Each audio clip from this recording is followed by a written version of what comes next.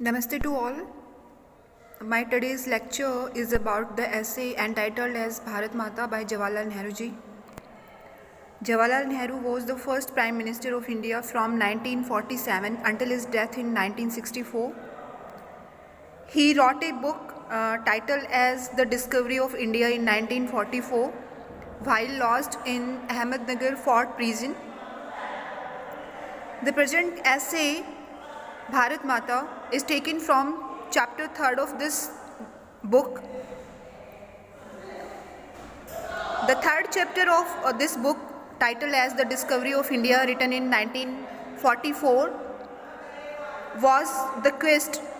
Yes, and we have taken our essay Bharat Mata from this third chapter, which was entitled as The Quest.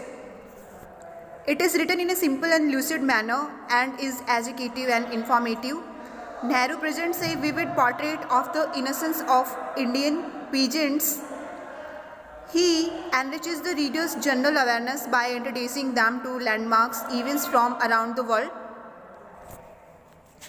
इस ऐसे में, ये जो ऐसे है भारत माता, इसमें नेहरू जी बात करेंगे पीजेंट्स की, इंडिया के जो किसान हैं उनकी इनोसेंस की, और वो बताएंगे, वो ये भी बताएंगे कि भाई मैंने जितनी भी मीटिंग्स करी, जितने भी मैंने अपने ऑडियंस को एड्रेस करा, फार्मर्स को एड्रेस करा, from north India to south India, from east to west, और फिर कंक्लूजन क्या निकला? कंक्लूजन ये निकला कि मैं कहीं भी घूमा, कहीं फार्मर्स से मैंने, चाहे वो नॉर्थ इंडिया का फार्मर हो, चाहे साउथ इंडिया का फार्मर हो, चाहे ईस्ट इंडिया का फार्मर हो, चाहे वेस्ट इंडिया का फार्मर हो, बट उनकी प्रॉब्लम्स सिमिलर ही हैं।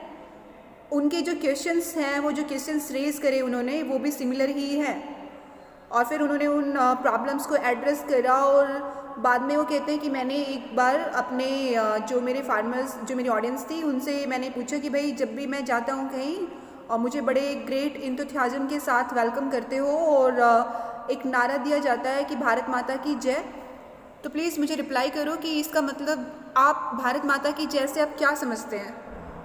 तो फिर वहाँ पे एक फार्मर था, जाट फार्मर, उसने रिप्लाई करा कि according to me my land is my Bharat Mata, जो मेरी धरती है वो मेरी भारत माता है। और फिर नेहरू जी इसको एलेबरेट करेंगे और वो कहेंगे कि सिर्फ अपनी अपनी लैंड नहीं, जो भारत एक है, from north to south, from east to west, और इसमें जितने भी माउंटेन्स हैं, रिवर्स हैं, लैंड है, collectively is known as Bharat माता।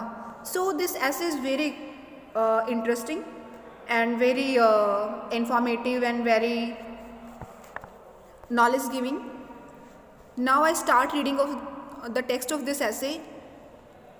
Often as I wandered from meeting to meeting, I spoke to my audience of this India of ours, of Hindustan and of Bharat, the old Sanskrit name derived from the mythical founder of the race.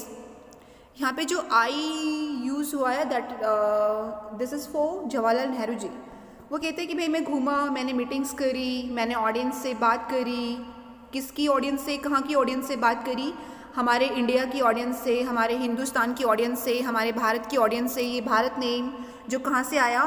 Old Sanskrit से। I seldom did so in the cities, और मैंने कभी कभार जो city audience है उनको भी address करा। For their the audience were more sophisticated and wanted stronger fair, क्योंकि जो सिटी ऑडियंस है वो थोड़ा सफिस्टिकेटेड है, उनके थोड़े लाइफ स्टैंडर्ड्स हैं।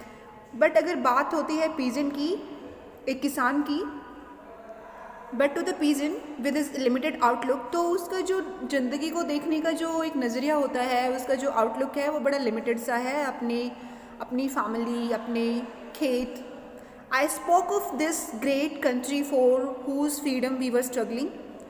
और नेहरू जी कहते हैं कि जब मैंने किसान से बात करी तो मैंने बात करी किसके बारे में? About this great country for whose freedom we were struggling, जिसकी फ्रीडम के लिए, जिसकी स्वतंत्रता के लिए हम लड़ रहे थे, हम स्ट्रगल कर रहे थे। Of how each part deferred from the other and yet was India.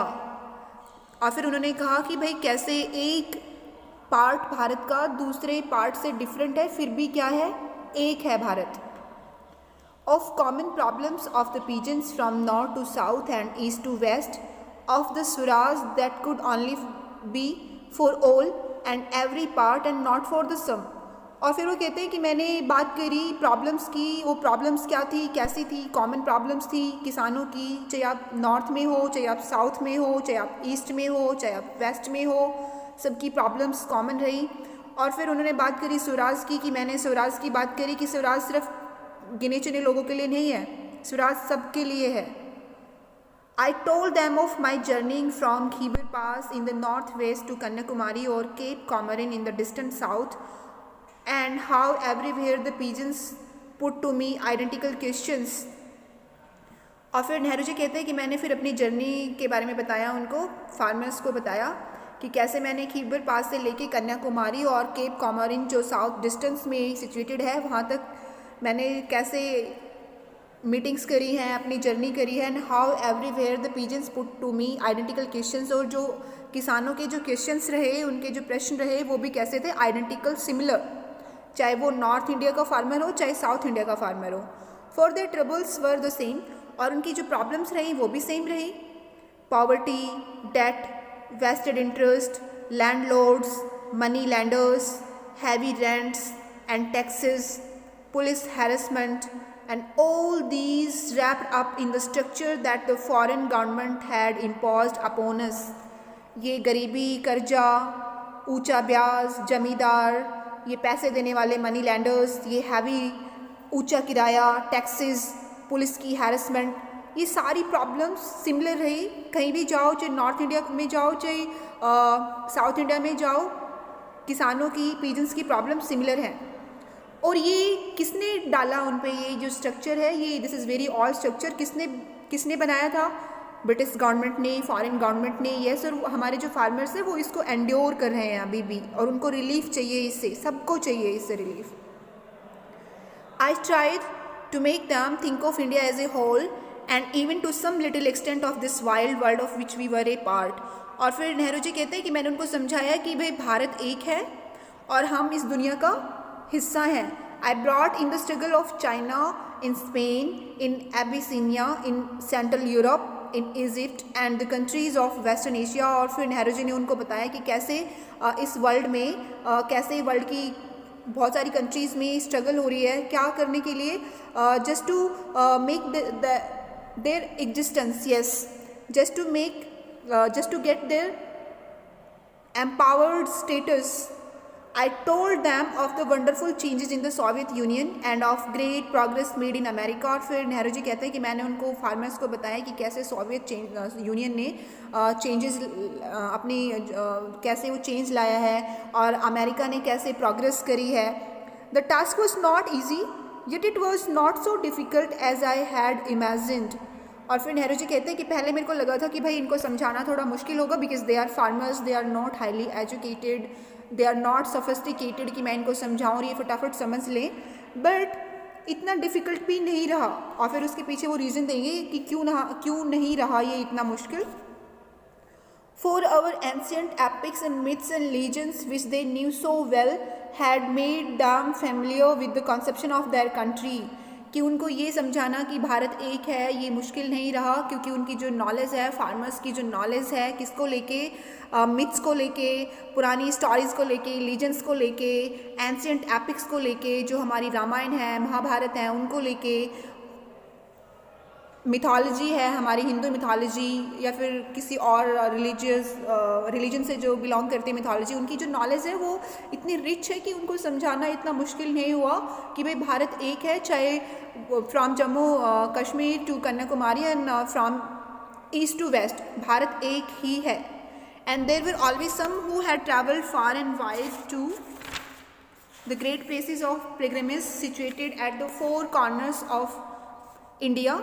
Or there were old soldiers who had served in foreign parts in the World War First और other expeditions. और जो उनकी meetings रही, नेहरू जी की जो meetings रही, वो कहते हैं कि उनमें से कुछ लोग ऐसे थे जिन्होंने धार्मिक यात्राएं कर रखी थी, भारत के हर कोने में वो घूमे हुए थे. और फिर कुछ ऐसे थे जो सोल्जर्स रहे थे और जिन्होंने वर्ल्ड वॉर फर्स्ट में पार्टिसिपेट करा था. Even my references to foreign countries were brought home to them by the consequences of the Great Depression of the 1930s. और फिर वो कहते हैं कि जब मैंने वर्ल्ड की जितनी भी कंट्रीज़ को रेफ़र करा, उससे फिर ये डिस्कशन भी निकल के आया और मतलब ग्रेट डिप्रेशन जो आर्थिक मंदी जो आई थी, कब आई थी 1930s में, उसका डिस्कशन भी हुआ। तो मतलब ठीक है, फार्मर्स हैं, इनोसेंट हैं, but they are not so highly educated, but उनको समझाना इतना मुश्किल भी नहीं है, क्योंकि उनमें से कईयों ने रिलीजियस ट्रिप्स कर रखे हैं और कुछ पार्ट रहे किसका, फ्रीडम स्ट्रगल का, और उनकी जो नॉलेज है रिगार्डिंग मिथोलॉजी, लीजेंड्स, स्टोरीज, जो एंसेंट एपिक्स हैं उनको लेके वो बहुत रिच है। तो उनको समझाना स्टार्टिंग में ही लग रहा था कि थोड़ा मुश्किल हो सकता है, बट मुश्किल नहीं रहा, उनको समझाना काफ़ी ईजी रहा और वो समझ भी गए। यस, तो ये मेरा फर्स्ट पार्ट था भारत माता का। Yes, I will complete it in next lecture. That will be the second part. Thank you so much for listening me.